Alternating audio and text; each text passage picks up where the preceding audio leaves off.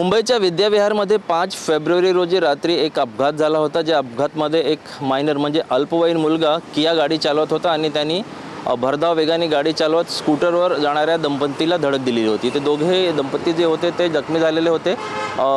घाटकोपरमध्ये ते भरती होते. मात्र आज त्यामध्ये जो नवरा होता ध्रुमिल पटेल यांचं आज निधन झालेलं आहे. त्यांचे नातेवाईक आहेत, त्यांना काय म्हणायचे आपण बोलूया.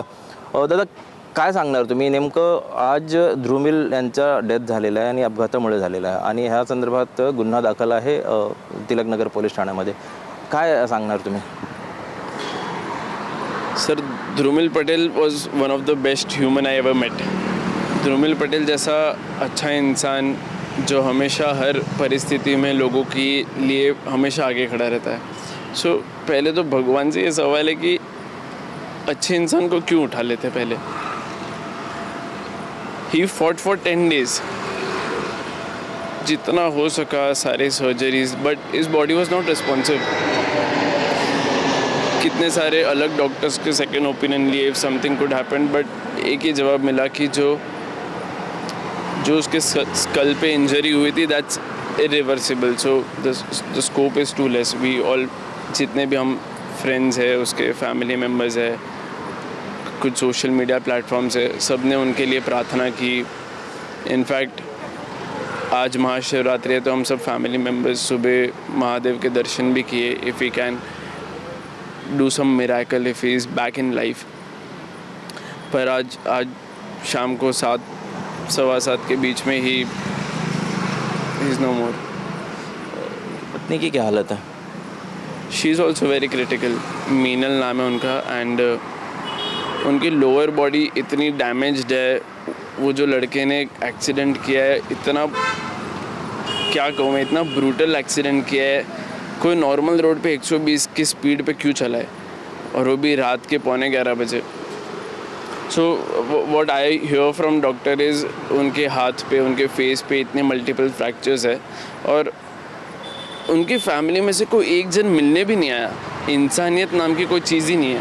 10 दिन हो गए. At least they should have come out of courtesy. चलो लीगली जो भी कार्रवाई हो वो तो साइड में, लेकिन एक बार आदमी मिलके देखे तो सही कि उनके बेटे ने क्या क्राइम किया है. तुमचं नाव काय? निधी. काय सांगाल तुम्ही? अपघात झालेला आहे, आता एकाचा मृत्यू झालेला आहे, त्यामध्ये कायदेशीर जी कारवाई सुरू आहे त्याबाबत काही म्हणायचं आहे मला?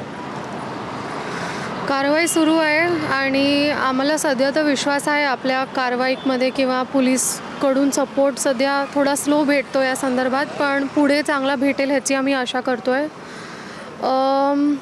पण सगळ्यात मोठा प्रश्न आम्हाला काय आहे का, ज्या पोराने हे केलं आहे, जो नाबालिक आहे, त्याला 12th स्टँडर्डची एक्झाम देण्यासाठी बसवलं गेलं आहे. त्याला बेल दिली आहे कारण त्याची 12वीची परीक्षा आहे. वाईफ जी आहे, जिचं नाव मीनल आहे सर, ती एक टीचर आहे. तर तुम्ही टीचरचा नवरा घेता, तुम्ही टीचरला एवढा त्रास देता आणि मग तुम्हाला 12वीची परीक्षा द्यायची आहे, तर ह्याचा काय मतलब आहे? आणि आपला लॉ असा आहे ना का त्याला मोठी सजा नाही भेटणार आहे. आपला कानूनच तसा आहे. जेवढे पण लॉ सध्या आहे मोटर ॲक्टमध्ये, त्याच्यामध्ये त्याला बेल भेटू शकते असं आहे. तर आज एका याचा पोरगा गेला आहे, उद्या न करू नारायण दुसरा याचा पोरगाचा डाव आपण लावणार आहे का आपण अमेंडमेंट लावणार आहे? या संदर्भात आपण कठीण ते कठीण निर्णय घेतला पाहिजे. म्युझिकवाले रोड बनवतो आहे, त्याच्यापेक्षा पैसा आणि वेळ तिकडे टाका का माणूस वाचला पाहिजे त्या म्युझिकवाल्या रोडवरती जायला यायला. आणि तिसरी आणि सगळ्यात महत्त्वाची गोष्ट ही आहे की हे पहिल्यांदा झालं आहे असं नाही आहे सर. तुम्ही जर न्यूजपेपर घेणार, वृत्तपत्र वाचणार, तर 10 दिवसामध्ये असे केवढे ॲक्सिडेंट झालेत. तर अजून किती ध्रुमिल पटेल आणि अजून किती कबीर यांनी स्वतःचा जीव द्यावा, तेव्हा जाऊन गव्हर्नमेंटला ऐकू येणार आहे हे आम्हाला काय कळत नाही. आपली काय मागणी आहे का ह्या केस संदर्भात? या केस संदर्भात एकच मागणी आहे का आमचा माणूस तर गेला, आमचा माणूस काय परत येणार नाही, बरोबर. पण आम्ही फक्त एकच एक्सपेक्टेशन ठेवतो का लॉमध्ये अमेंडमेंट आणावा. आम्ही जस्टिस भेटणं हे खूप गरजेचं आहे त्या आईसाठी, त्याच्या बायकोसाठी. आणि दुसऱ्या कोणासोबत हे होऊ नये म्हणून लॉ चेंज करा. त्याची जे पण प्रोसेस असते ती तुम्ही लवकरात लवकर सुरू करा, कारण आम्हाला पब्लिकचा सपोर्ट आहे पण आम्हाला लॉचा सपोर्ट नाही आहे. तर गव्हर्नमेंटनी स्ट्रिक्ट ॲक्शन घ्यावं बस. हे होते ध्रुमिल पटेल यांचे नातेवाईक. जो अपघात झालेला आहे त्यामध्ये ध्रुव पटेल यांचा मृत्यू झालेला आहे. मात्र त्यांची मागणी आहे की कायदे सध्या जे आहेत ते कायदे कडक करावे आणि या प्रकरणामध्ये योग्य ते कायदेशीर कारवाई व्हावी अशी त्यांची अपेक्षा प्रशासनाकडून आहे. कॅमेरा पर्सन आसिफसह ब्रिजभान जयस्वार, TV9 मराठी.